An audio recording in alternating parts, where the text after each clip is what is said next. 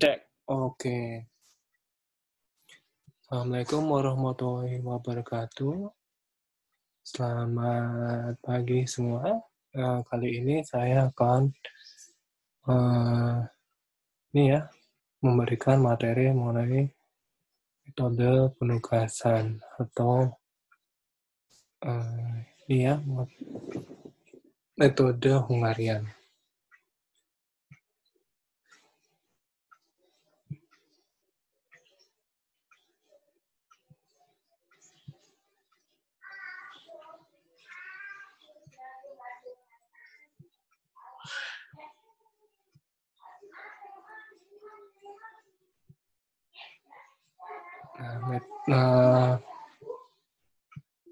Metode penugasan ini agak sedikit berbeda dengan metode transportasi. Jadi, metode penugasan itu suatu model yang berhubungan dengan jaringan. Metode ini merupakan model khusus dari suatu program linear ya, yang hampir mirip dengan metode transportasi, tapi bedanya adalah penugasan dengan metode transportasi, yaitu metode penugasan. Jadi, kuantitas setiap pinggir kolom maupun pinggir baris dibatasi hanya sebanyak 1 unit. Jadi, analoginya seperti ini ya, ada tenaga penjual A, B, C, D. Kemudian area pasar 1, 2, 3, 4. A ini bisa ditugaskan ke 4 pasar, akan tapi hanya salah satu saja pasar yang bisa ditugaskan. Begitupun berlaku B, C, D. Seperti itu. Nah, angka penugasan ada 4 poin ya. Yang pertama, mengubah matriks awal menjadi matriks opportunity cost atau reduced cost matrix atau RCM dengan cara memilih halaman terkecil dari setiap baris. Kemudian kurangkan pada seluruh elemen baris tersebut. Yang kedua, matriks RCM terus dikurangi untuk mendapatkan total opportunity cost matrix atau TCM dengan cara memilih halaman terkecil dari setiap kolom pada RCM yang tidak mempunyai nilai 0. Kemudian kurangkan pada seluruh elemen dalam kolom tersebut. Yang ketiga, melakukan tes optimality dengan menarik sejumlah minimum garis horizontal, vertikal untuk meliput seluruh elemen bernilai 0. Penugasan optimal adalah visible jika jumlah garis sama dengan jumlah baris atau kolom atau matriksnya ya. Kemudian misalkan jika belum optimal, lakukan restitusi TOCM dengan memilih elemen terkecil yang belum terliput garis untuk mengurangi seluruh elemen yang belum terliput. Kemudian tambahkan jumlah yang sama pada seluruh elemen yang mempunyai 2 garis yang saling bersilangan. Setelah itu lakukan kembali langkah 3 sampai diperoleh solusi optimal. Nah, di materi ini saya jelaskan mengenai meminimumkan dan bagaimana cara memaksimalkan. Kalau meminimumkan itu tujuannya yaitu meminimumkan hasilnya ya. Misalkan operator A, B, C, D, mesin 1, 2, 3, 4. Operator A bekerja di mesin 1 membutuhkan 10 menit, 2, 12 menit, 3, 9 menit, 4, 11 menit. Begitupun selanjutnya ya. Nah, untuk metode Hungarian ini, yang pertama untuk matriks awal itu cari setiap baris itu nilai minimum. Misalkan ini A di 9, B di 5, 11, di C di 11 ya, di 8. Kemudian secara horizontal itu dikurangin ya. 10 kurangi 9, 12 kurangi 9, 9 kurangi 9, 11 kurangi 9. Begitupun seterusnya. Sehingga di tabel berikutnya yaitu menghasilkan tabel RCM. Akan tapi dilihat dari sini hanya mesin 2 saja yang tidak menghasilkan nilai 0.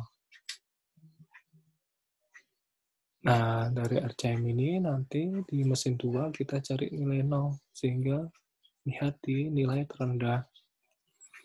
Sekarang ini 3, berarti ini 3 kurangi 3. 5 kurangi 3, 3 kurangi 3, 7 kurangi 3. Berarti ini 0 ya. Karena lihat nilai terendah. Nah, sehingga di mesin 1, 2, 3, 4 itu ada nilai 0. Langkah selanjutnya,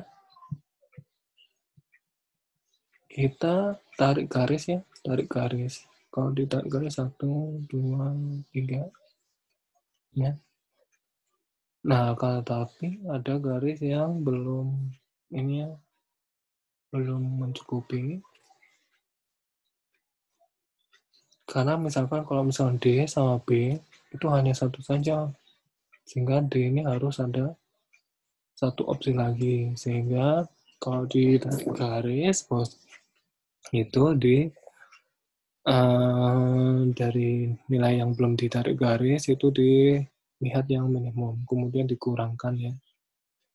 Ini 2 kurangi 1, 2 kurangi 1, 3 kurangi 1, 4 kurangi 1, 3 kurangi 1, 1 kurangi 1. Sehingga ada revisi TOCM-nya seperti ini. Gitu. Nah, dari sini B ini cuma hanya opsi 1 saja. Sementara D ada opsi 1 sama 4. Itu. Nah, dari sini kita ditarik garis revisi TOCM. Wah, ternyata garisnya ada 4.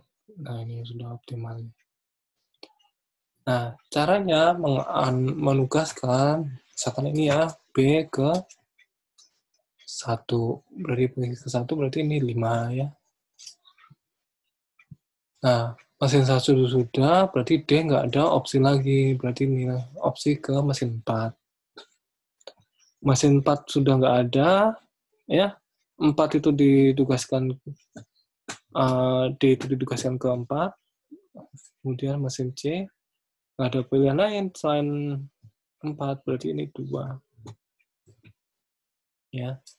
Kemudian A, mesin 2 ini sudah dialokasikan di C, dari A ke 3. Sehingga hasilnya seperti ini. Ya. Jadi A ketiga, B1, C2, kemudian D keempat. Seperti itu. Itu untuk yang meminimumkan. Nah, sementara untuk yang